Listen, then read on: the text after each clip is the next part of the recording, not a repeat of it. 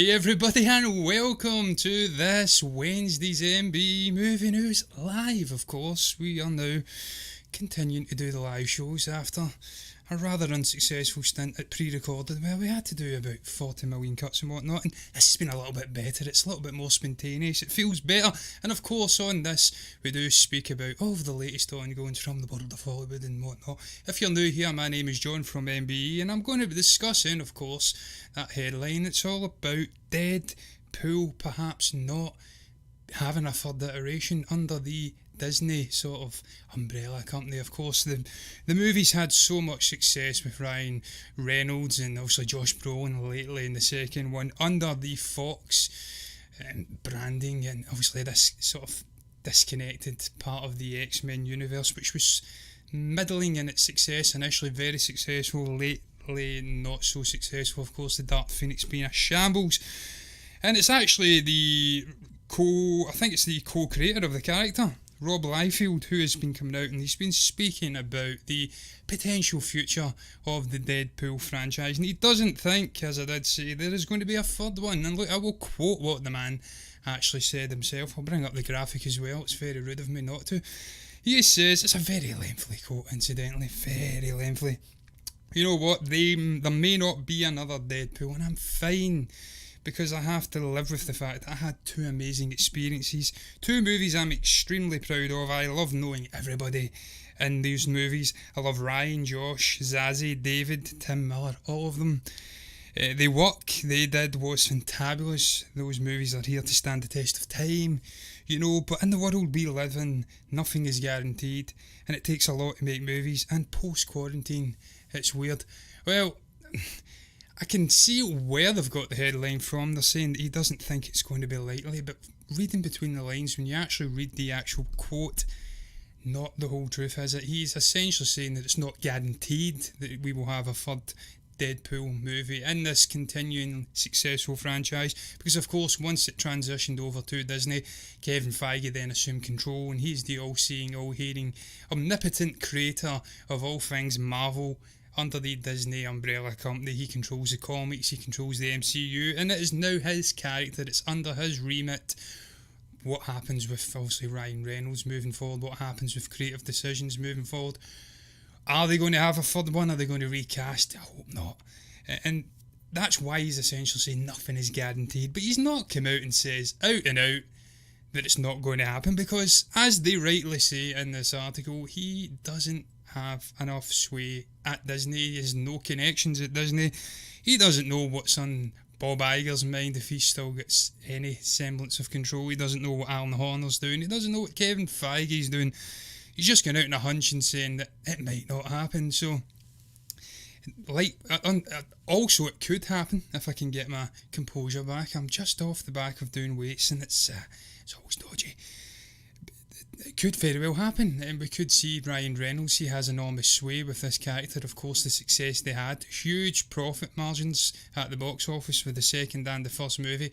It's a sort of force of nature what he has done with the Wade Wilson character, the Mert with a Mouth, and it'd be a travesty if they weren't to continue on with his sort of take on it. I mean, we've had other takes on the character not so successful with Ryan Reynolds, and that was the X-Men Origins movie. So I don't want to see them risking recasting it. Just keep Deadpool in a sub-compartmentalised side of the Marvel things. You don't need to bring him into the MCU, because I understand it's a little bit more darker, a little bit more grislier, a little bit more profanity laden, and that's not something that marries well with the clean, sort of suited and booted, I don't know, tick all demographics thing that they like to do with the MCU. But they don't have to combine the two, they can keep them separate. And look, I hope Rob Liefeld is just going out in a little press junket tour to try and twist Kevin Feige and Disney's arms and legs into maybe squirming enough to confirm a Deadpool 3 is coming out. Because look, I really enjoyed Zazie Beetz in it. I really enjoyed, was it, what was she called again? Barakin. I think she was in Marina Barakin, is it? Baccarin? I think she was in Gotham or something like that too. I enjoyed Josh Brolin as Cable. I'd love to see the whole X-Force thing being again taken forward Why can we not have that connecting with maybe New Mutants and a side thing, then bring the main X-Men into the MCU? I don't know. No one knows. Rob Liefeld doesn't know. It's all up in the air. Kevin Feige has the final say, and I have confidence that he will make the right decision. Final thing I would add is that Ryan Reynolds did sort of foreshadow this by saying round about the time when obviously the news was breaking about Disney taking over Fox, he did foreshadow that there could be problems in the future for his character, that they might not allow R-rated movies, there may be trouble for Deadpool, and look, he might be right, but I hope he's wrong. I hope that Rob Liefeld's wrong. And look guys, I'm going to move on. It's a short and sweet little headline. I have many topics to get through here, and I'm going to swiftly move on. I'm not going to linger too long. The next topic's all about Tom Hanks, the Hollywood sweetheart, the Mr. Perfect. I love the guy. I'm coming across a little bit harsh, a little bit brutal, passive-aggressive, microaggressions towards the great Tom Hanks. I love him. He's never been in a bad movie. I grew up watching this guy, and despite his misgivings about Greyhound going to Apple TV Plus and not getting a stint at the box office, it seems that he has, well, Apple have been partly vindicated because they have had a huge weekend. Of course, with Greyhound actually dropping on this new streaming service. They've not actually released any numbers about how many people physically watched the movie, but apparently something ridiculous like 30% of the audience which turned out to watch Greyhound on the new streaming service were new subscribers. Now, even now, I'm not entirely sure if this is something that's available over here in the UK. I'm certainly not subscribed to Apple TV Plus, but it's movies like this and having the clout by bringing in people like Tom Hanks, and also we've got Martin Scorsese and Leonardo DiCaprio, I can't even remember, was it the Flowers something Moon, this one about the Native American lands and the fledgling FBI taking on corruption and whatnot. They've got big movies like this, big filmmakers. I think they've got Spielberg, J.J. Abrams, M. Night Shyamalan, maybe not Abrams because he's working with Warner Brothers, but just bringing in people like this is going to bring in many subscribers, and of course we're going to have this cutthroat environment where we have the likes of Prime and Netflix and Apple TV Plus, Disney Plus, all fighting it out for eyeballs, and this is another win for Apple TV Plus on the back of some really successful TV shows which have been propping up since it's obviously kicked into being. Lord knows when that happened. 6 months ago did Apple TV Plus become something? Round about Disney Plus, I think. But look, I'm excited for this movie. I may have to subscribe just to see it because I love Tom Hanks, and when you marry that man with World War II, it's a match made in heaven, and it's drama, it's on the sea. We've not had a good World War II movie in a long time. I certainly don't recall any. Maybe Fury would be the last one, and that was a sort of made up alternate universe strange thing going on. It wasn't actual fictional based. Not fictional is the correct term, isn't it? No, non-fictional based story, a real life story. We've not had one of them in a while. I've certainly not seen it, and I'm super excited to see Tom Hanks coming back to this genre, and I'm delighted to see that it's been a success, that his fears have been allayed, and I'm just excited to see where the future lies with these streaming services, who's going to win out in this battle, because we're going to see lots of big movies coming out. They actually say in the article that there's been 3 big releases on various different streams and services. The old guard on Netflix, something popped up on Hulu, I think it was Palm Springs, and now we have Greyhound on this. So it's exciting times for streaming services, it's exciting times for Tom Hanks, and I just think this is the future of cinema moving on. We're just going to see it continue to develop into digital side of things, streaming, people just watching it in the house in the midst of this coronavirus pandemic. Afterwards, it's going to be changed forever. We'll have big blockbusters going to the theatres and smaller medium ones going to VOD and streaming services like this. It seems like more and more traditional studios are starting to sort of clue themselves up at what's happening, and they're starting to move into these streaming services. Even the likes of, what are they called? The ones that deal with Bond. I can't remember the name of the studio off the top of my head. Absolutely shocking. Maybe Stephen, who's in the chat, I believe, can help me out there. But they're even doing collaborations with, I think, maybe HBO Max or something like that, and getting the James Bond movies on there. So more and more are starting to clue up at what's happening. But look, I'm going to move on, guys, to the next topic. This one is all about Tenet again. I just can't stop talking about Christopher Nolan and Tenet. We of course spoke about the running time yesterday, 2 hours and 29 minutes. And today I'm speaking all about the reported box office number it has to attain before it breaks even. And apparently this is coming in from Screen Rant. I presume they have decent enough sources and it's maybe a homogenous release from various different publications. They're saying that $800 million is the magic number that it has to gross just to break even. That's crazy. It's a crazy number. But of course it was a $250 million production budget that Christopher Nolan managed to procure from Warner Brothers, and the man has clout. He's box office gold. He's proven he creates event movies. They don't come out every year. It's every 4 to 5 years this guy releases a movie, like the likes of Christopher Nolan. And back in the day it was like Daniel Day-Lewis in acting terms.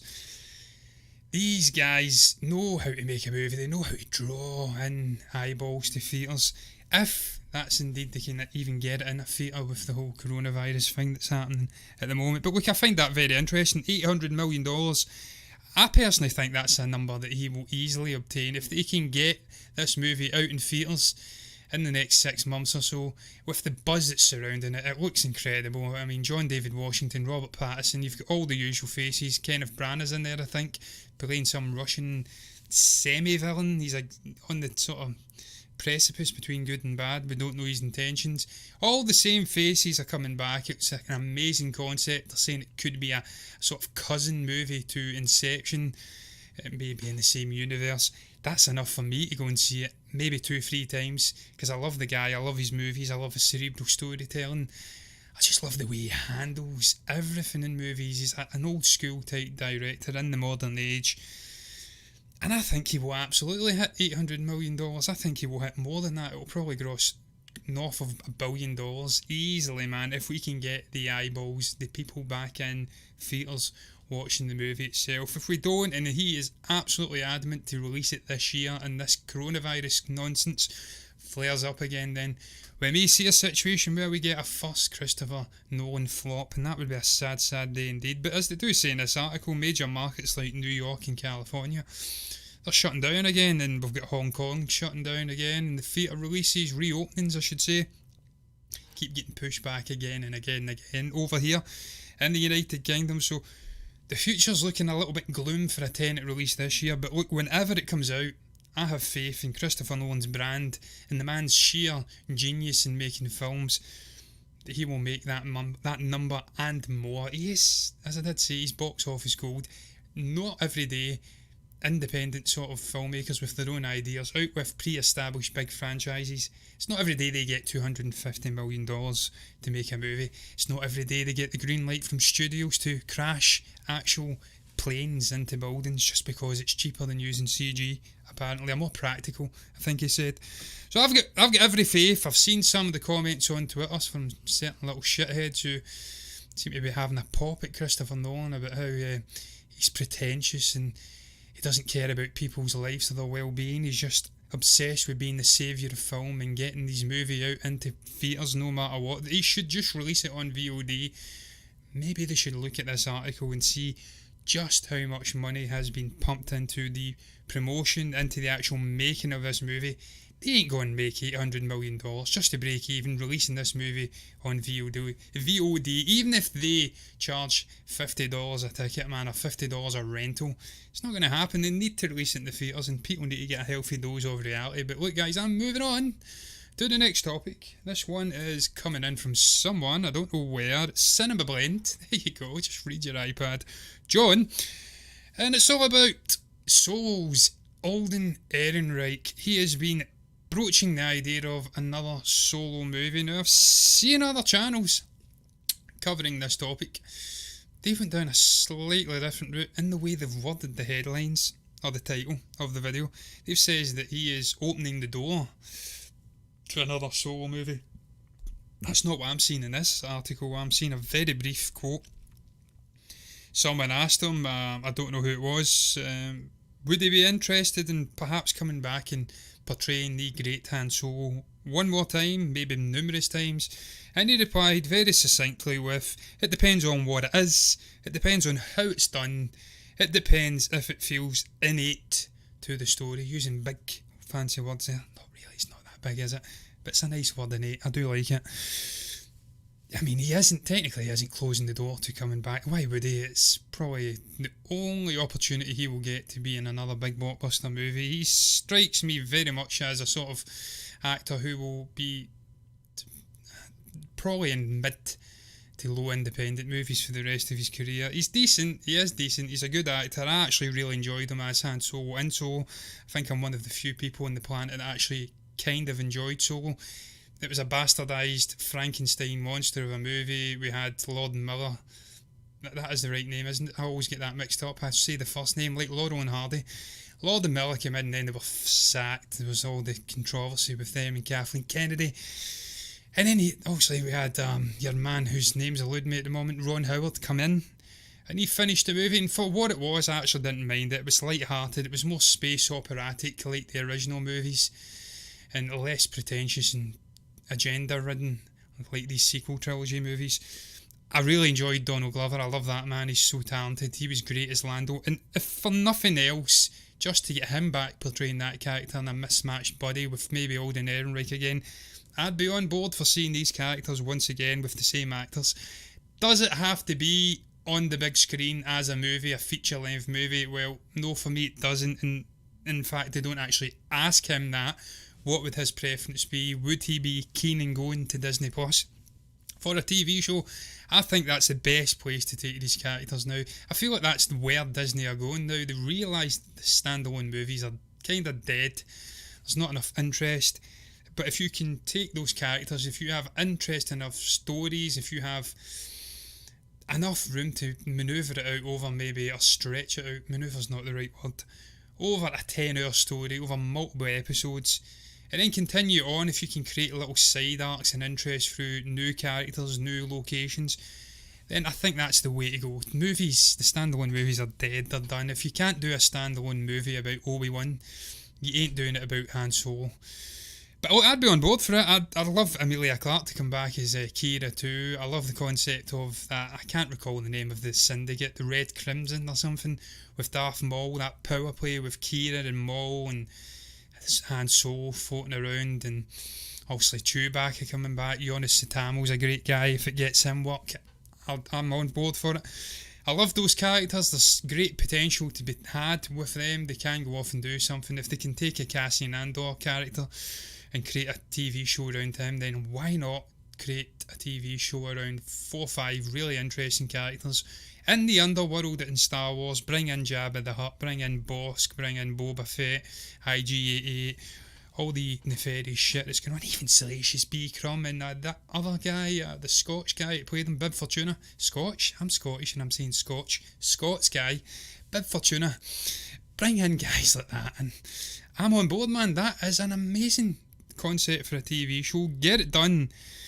I'm going to say Jon Favreau, because Kathleen Kennedy's done with Star Wars. She's away. She's finished. Get Jon Favreau in with Dave Filoni and give us more Solo. Give us more Alden Ehrenreich. Let the man redeem himself. He only had one movie and it just got shat upon by everyone, and it wasn't even his fault. He did his best. Well, guys, I'm going to move on to the final topic on today's show. It's about Kit Harington, another man that was done wrong by that ending in Game of Thrones. Spoiler alert if you haven't seen Game of Thrones, but he gets shat upon. Jon Snow gets shat upon. He's a Targaryen. He was the rightful heir to the throne in Westeros, and he gets shat upon, and now he's redeemed himself. Could he have the best career of any of the Game of Thrones actors? I think he could.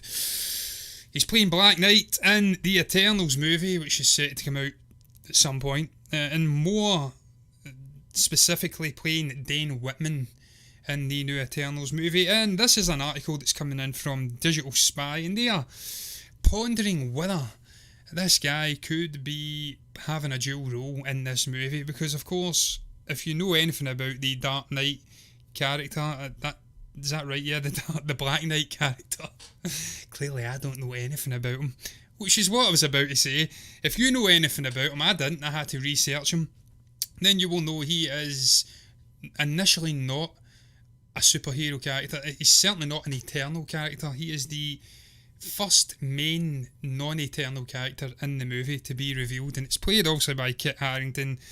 the role's perfect for him. There's horses, there's swords. It's an Arthurian, a King Arthur legend story essentially. They pass the sword down. It's not Excalibur, it's something else, and it's a really interesting concept. I love the fact that he could be playing a dual character in this. I think it's perfect. I think he's got the acting chops, the range to do it. He just has to prove himself again because of Game of Thrones and that nonsense that happened with all of that shenanigans. And as I say, I'm not getting into it again. I'll just depress myself. But I love this, man. I love where the actual origins of the character is as well. The fact that he has to semi-redeem his lineage. It's dark, it's grimy. His uncle's a bit of a nefarious shit. He was the original Black Knight. Passes down almost like Doctor Who. He reveals all of his crimes to his nephew. He says, look, go and redeem the name. Bring honour back to the Black Knight name, the lineage.